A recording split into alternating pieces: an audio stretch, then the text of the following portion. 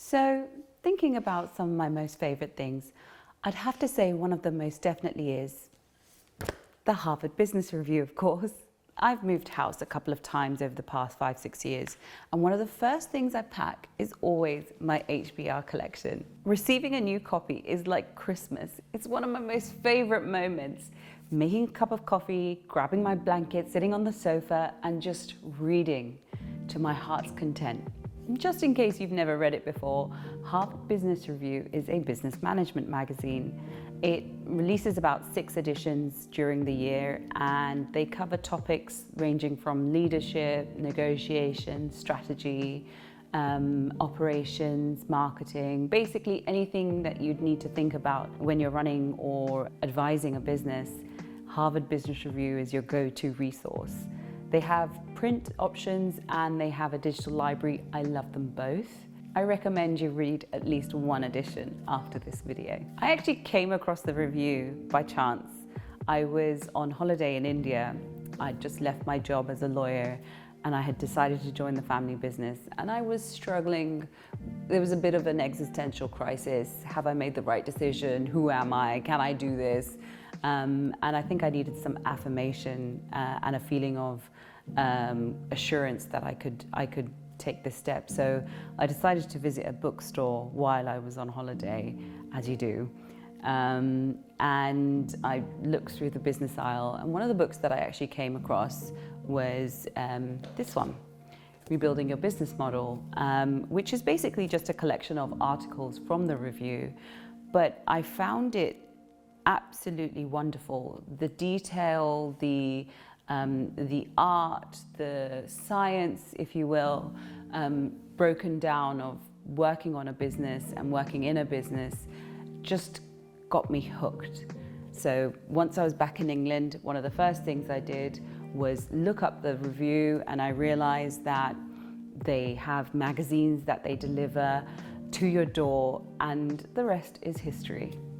Thinking about an example of an idea that's come out of the review, I think we definitely have to turn to the Disruptive Innovation Theory. Now, this was a theory that was first written about in 1995 by Professor Clayton Christensen, who no doubt I will be talking about again. Essentially, what the theory explains is how a small, young business can beat the larger industry leader in its own marketplace by disrupting it with innovation. So an example of this would be Xerox. They were one of the first providers of the photocopier machines, and their main focus was providing the service to large corporations. They were one of the first there, and they were the market leaders. New challengers who were much smaller worked on the technology, and they worked to provide the same service but to smaller, lower paying customers. As they did, these new challengers gain market share and beat Xerox at their own game.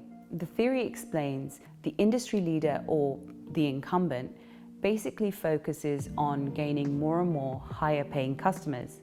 As they're focusing on that and they're adding more and more features to their product, they're leaving a segment of the population that don't want to be paying those higher prices and don't need those add-ons, and that's where the new challenger or the disruptor enters, and they can take a market share. What happens over time is that market share grows as some of the customers of the incumbent decide to make the shift to the disruptor. And that is the moment when the disruption has occurred. A more recent example of that would be blockbusters, who were the incumbents, and companies like Netflix, who were the disruptors. As I mentioned, this theory was originally written about in 1995.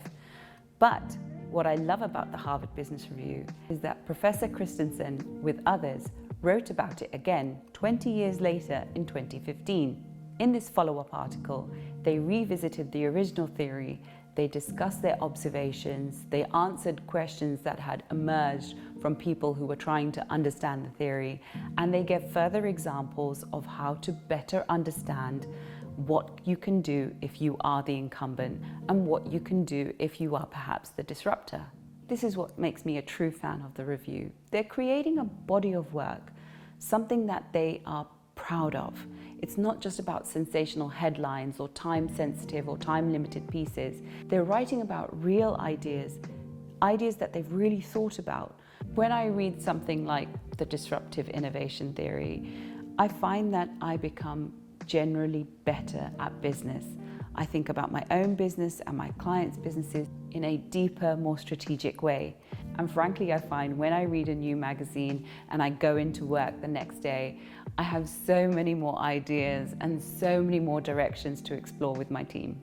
I am conscious that essentially I run a small business, and some may find it superfluous or a bit extra to be reading the Harvard Business Review to inspire me. But to be honest, even as a small company, I like the idea that we're striving towards some sort of level of excellence or higher purpose that is beyond just growing in size. I love the treasure hunt of reading an idea and then creatively trying to incorporate it into what we do.